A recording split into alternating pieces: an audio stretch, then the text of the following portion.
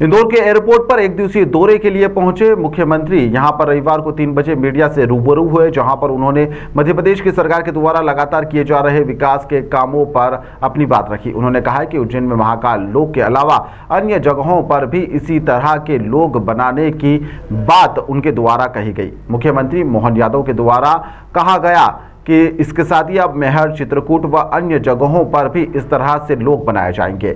मुख्यमंत्री डॉक्टर मोहन यादव के द्वारा यह भी कहा गया कि उज्जैन के महाकाल लोक में जो भी फाइबर की मूर्तियां थी उन्हें बदलकर स्टोन की मूर्तियां वहां पर लगा दी गई है। साथ ही यहां पर मंदिर प्रबंधक के लिए एक अलग से कोर्स टेम्पल मैनेजमेंट भी शुरू किया जा रहा है। हमारी सरकार विकास कार्यों के लिए लगातार चारों तरफ से हर क्षेत्र में आगे बढ़ने के लिए मौके भी देख रही है और राज्य को भी आगे बढ़ा रही है। यशस्वी प्रधानमंत्री के नेतृत्व में जिस प्रकार से देश आगे बढ़ रहा है, मुझे प्रसन्नता है कि कमोबेश हमारा मध्य प्रदेश भी कदम ताल कर रहा है। ऐसे समय में गरीब, महिला, युवा, किसान सब वर्ग की बेहतरी के साथ नवीन टेक्नोलॉजी के लिए इसको हमने अपने बजट के माध्यम से भी सिद्ध किया और खास करके एक एक क्षेत्र के अंदर इंफ्रास्ट्रक्चर में भी, इंडस्ट्री में भी और अब आने वाले समय में हमारे देवस्थानों को लेकर धार्मिक पर्यटन का भी बड़ा केंद्र बन रहा है मध्य प्रदेश, जहाँ भगवान श्री राम ने चित्रकूट में अपना समय 11 वर्ष गुजारा।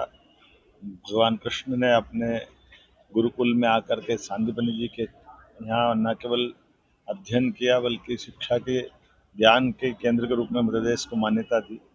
ऐसे ध्यान की नगरी, ज्ञान की नगरी, कई कई कारणों से प्रदेश की बहुत अच्छी पहचान है। हम सब कोशिश कर रहे हैं कि मंदिर के प्रबंधन के साथ साथ इकोनॉमी भी कैसे बदली जा सकती है धार्मिक पर्यटन को बदलते हुए। और यशस्वी प्रधानमंत्री ने सांस्कृतिक अनुष्ठान का एक तरह से पर्व प्रारंभ किया है। पहले बाबा विश्वनाथ के महालोक के बाद हमने बाबा महाकाल का महालोक बनाया। 13 नए लोक अलग अलग बना रहे हैं, जिनके माध्यम से एक नया भविष्य की संभावना का धार्मिक पर्यटन का क्षेत्र भी हमारा डेवलप होगा।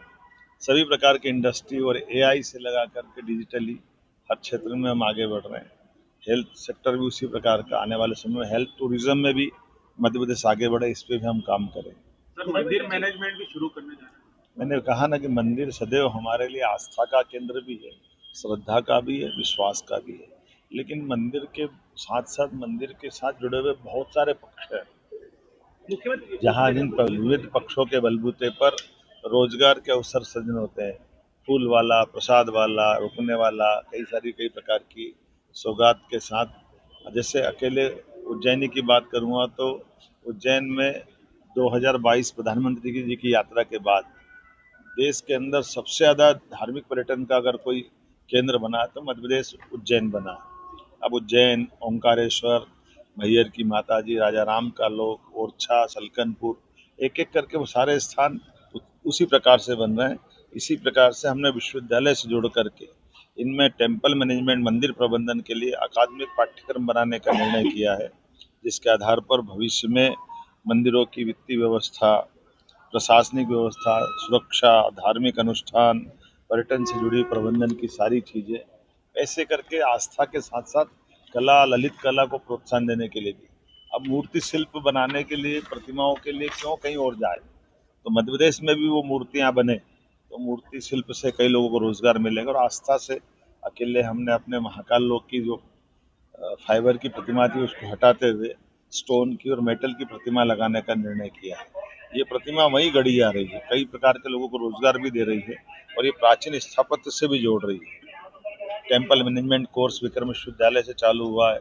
Temple management diploma, post graduate diploma in temple management ये 2 वर्ष का होगा। मास्टर इन टेम्पल मैनेजमेंट ये 2 वर्ष का होगा। ऐसे कई प्रकार के कोर्सों के माध्यम से सैद्धांतिक व्यवहारिक प्रशिक्षण देने का काम हमारी सरकार के माध्यम से हो रहा है, जो इससे जुड़े हुए विद्वानों के मार्गदर्शन में पूरा ये पाठ्यक्रम चलाया जाएगा। मेरी अपनी ओर से हर क्षेत्र में रोजगार दिलाने के लिए हम लोग प्रयासरत हैं। उम्मीद करेंगे ये कारवां चलता रहे।